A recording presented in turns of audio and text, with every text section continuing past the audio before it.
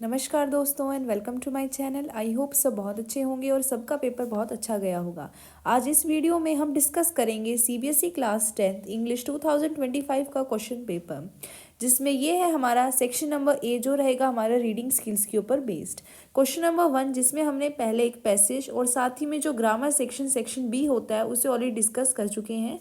अब इस वीडियो में जो हमारा क्वेश्चन नंबर 2 है जिसमें हमें क्या करना है, read the following passage carefully. ये जो पैसेज दे रखा है इसे बहुत ही ध्यान से पढ़ना है और जो क्वेश्चंस दे रखे हैं उन्हें आंसर करना है। तो ये जो रीड करने का काम है ये आपके ऊपर डिपेंड करता है। आपने बहुत अच्छे से बहुत केयरफुली इस पैसेज को रीड कर लिया होगा। तो अब हम सीधा चलते हैं इसके क्वेश्चंस के ऊपर। इसके अंदर आप देख सकते हो कि कुछ आपको पैराज दिए हुए हैं। इनको पढ़ने के बाद आंसर द फॉलोइंग क्वेश्चंस। ये जो नीचे क्वेश्चन दे रखे हैं इन्हें आपको आंसर करना है based on the above passage. ये जो ऊपर पैसेज था इसके आधार पर, जिसमें फर्स्ट पार्ट जो है वो दे रखा है, silk is a popular fabric in India. एक सिंपल सी स्टेटमेंट दे रखी है, जो सिल्क है वो काफ़ी पॉपुलर फैब्रिक है इंडिया के अंदर।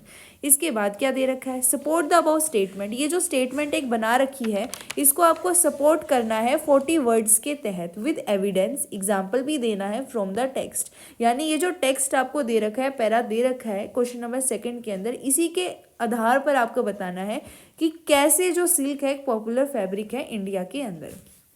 तो अगर आपने ध्यान से पढ़ा होगा तो पैरा नंबर 1 में ही इसका आंसर छुपा हुआ है, जिसमें आपको बताना है कि जो सिल्क है वो किस तरीके से एक पॉपुलर फैब्रिक का यहाँ काम करता है। अगर हम सीधा जाएं पैरा नंबर 1 में तो आप देख भी सकते हो, ये रहा।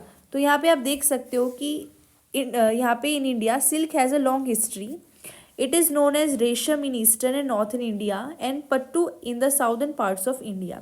तो यहाँ तक आपको लिखना था। अब क्यों लिखना था वो आप दे सकते हो, because silk is a natural protein fibre and it provide a softness to our body and also regulates इस बॉडी टेम्परेचर। ठीक है, इस तरीके से आपको अपने अकॉर्डिंग आंसर को बनाना था और उसके बाद यहाँ पे लिख देना था। तो फर्स्ट जो आपको दिखाई दे रहा है पैरा, ये वाला, इसके अंदर ही आपको इसका आंसर देखने को मिल जाएगा। तो यहाँ से आपने ये लिख दिया होगा। इसी तरीके से जो सेकंड पार्ट है इसमें दे रखा है, select the option that is true for the assertion and reason given below. फिर इनमें से ऑप्शन आपको सिलेक्ट करने थे। असर्शन आपको दे रखा है, silk feels comfortable to the skin. जब हम सिल्क के कपड़े पहनते हैं तो हमारे स्किन को कंफर्टेबल लगते हैं। रीज़न ये दे रखा है क्योंकि ये नेचुरल प्रोटीन फाइबर से बने होते हैं। तो दोनों ही सही है, तो ऑप्शन नंबर ए इसका बिल्कुल सही हो जाएगा। Both the assertion and the reason are true. दोनों ही ट्रू हैं and the reason is the correct explanation of the assertion. और साथ ही में जो रीज़न दे रखा है वो बिल्कुल करेक्ट दे रखा है, अप्रोप्रिएट रीज़न है। तो ये हो गया आपका सेकंड पार्ट। इसके बाद थर्ड पार्ट में दे रखा है आपको, जस्टिफाई द फॉलोइंग स्टेटमेंट। फिर एक स्टेटमेंट दे रखी है और उसको जस्टिफाई करना है। तो one of the strongest natural fibre silk remain stretch. ये बोल रहा है कि सबसे जो स्ट्रॉन्गेस्ट नेचुरल फाइबर है वो हमारा सिल्क है, लेकिन फिर भी हम इसे स्ट्रेच कर सकते हैं। ऐसा क्यों कर सकते हैं, तो ये आपको जो है यहाँ पे आपका पैराग्राफ नंबर 3, इसके अंदर इसका आंसर देखने को मिलेगा, जिसमें हमें ये बताया हुआ है कि जो हमारा नेचुरल फाइबर सिल्क है उसकी इलास्टिसिटी जो होती है वो मॉडरेट टू पुअर होती है, और एक बार आप इसको स्ट्रेच करते हो तो अपनी ओरिजिनल पोजीशन पे आने में इसको टाइम लगता है। ठीक है, तो इस तरीके से आपको इसमें लिखना है। फिर इसका जो फोर्थ पार्ट दे रखा है इसमें कहा है, according to the passage in what way is sunlight harmful to silk. इसमें बोला गया है इस पैसेज के अकॉर्डिंग सनलाइट यानी जो सूरज की किरणें होती हैं वो कैसे हार्मफुल होती है सिल्क के लिए। तो करती क्या है, ये सिल्क को वीक करती हैं।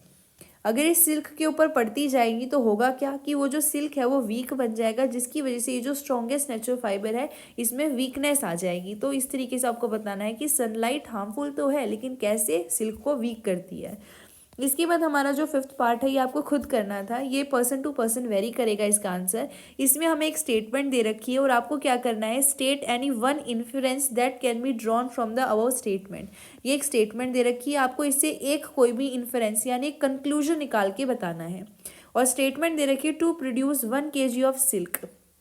1 kg सिल्क को प्रोड्यूस करने के लिए 104 kg of mulberry leaves must be eaten by 3000 silk worms. ये एक स्टेटमेंट है, इसके हेल्प से आपको एक कंक्लूजन निकालना था। तो एक बेसिक सा कंक्लूजन ये निकाल सकते थे कि इसके अंदर आपको requirement large number of silk worm की है। ये एक सबसे सिंपलेस्ट कंक्लूजन था। आप इसको कितना ही मॉडिफाई करके अपनी लैंग्वेज में यहाँ लिख सकते हैं। फिर जो सिक्स्थ पार्ट है इसमें कहा गया है, complete the following with one suitable reason from the text, एक रीजन सुटेबल होना चाहिए और इसको कंप्लीट करो। Silk production work can be carried out by skilled artisans because, कि जो सिल्क प्रोडक्शन का वर्क है वो सिर्फ स्किल्ड जो आर्टिसंस होते हैं उन्हें ही करना चाहिए। ऐसा क्यों कहा गया है? क्योंकि इसमें it requires specialised knowledge and expertise in craftsmanship. ऐसा इसलिए कहा गया है क्योंकि सिल्क के प्रोडक्शन में बहुत ही स्पेशलाइज्ड नॉलेज की ज़रूरत है। साथ ही में जो इंसान ये सिल्क प्रोडक्शन वर्क के अंदर है उसको एक्सपर्टीज होना चाहिए, यानी वो एक्सपर्ट होना चाहिए अपनी फील्ड में, क्राफ्टमैनशिप में। तो ये जो आंसर है आपको पैरा 5 में एग्जैक्ट ये जो स्टेटमेंट है वो देखने को मिलेगी पैराग्राफ नंबर 5 में, वहाँ से आप लिख सकते हैं। फिर है हमारे पास 7th पार्ट, इसमें कहा गया है based on the given text which state was the smallest producer of silk, तो उत्तर प्रदेश। लास्ट में ही आपको दे रखा है ये, लास्ट अगर आप एग्जैक्टली देखोगे तो यही वर्ड दिया गया है कि जो यूपी है उसने सबसे कम जो प्रोडक्शन की थी सिल्क की। तो एक्सट्रैक्ट यानी टेक्स्ट के बेस पे हम कह सकते हैं उत्तर प्रदेश एक ऐसा स्टेट है जिसमें सबसे कम जो है वो सिल्क प्रोड्यूस हुई थी। इसके बाद हमारा 8th पार्ट कहता है complete the sentence suitably to carry out silk production require careful selection because, कि जब आपका सिल्क प्रोडक्शन का काम होता है उस समय आपको केयरफुल सिलेक्शन करनी चाहिए। क्यों? क्योंकि इसी के ऊपर डिपेंड करेगा, इस सिलेक्शन के ऊपर हमारी डिपेंड करेगी superior quality of silk fabric. तो ये जो है आपको पैराग्राफ नंबर 5 में भी मिल जाएगा। ओवरऑल जो हमारा कंक्लूजन है वो यही निकलेगा कि हमारे जो आर्टिसंस हैं क्राफ्टमैनशिप के अंदर उनको एक्सपर्ट होना चाहिए और स्पेशलाइज नॉलेज होनी चाहिए ताकि वो एक सुपीरियर क्वालिटी का सिल्क फैब्रिक प्रोड्यूस कर सकें।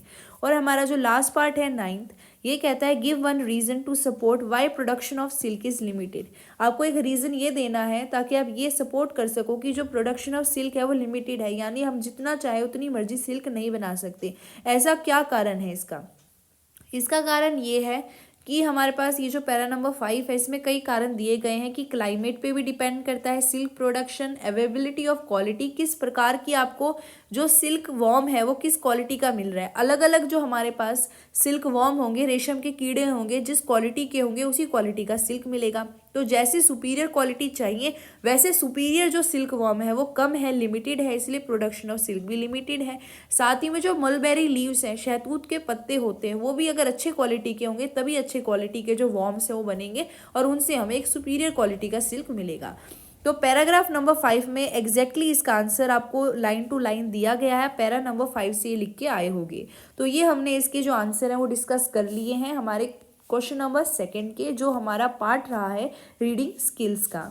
तो आई होप ये जो वीडियो है आपके लिए यूजफुल रही हो। इससे पहले वाले क्वेश्चंस देखने के लिए आप चैनल को सब्सक्राइब कर सकते हैं, साथ ही में आप जाकर देख सकते हैं ग्रामर पोर्शन, और इससे पहले जो रीडिंग स्किल का क्वेश्चन था वो ऑलरेडी कवर किए जा चुके हैं। Thank you for watching.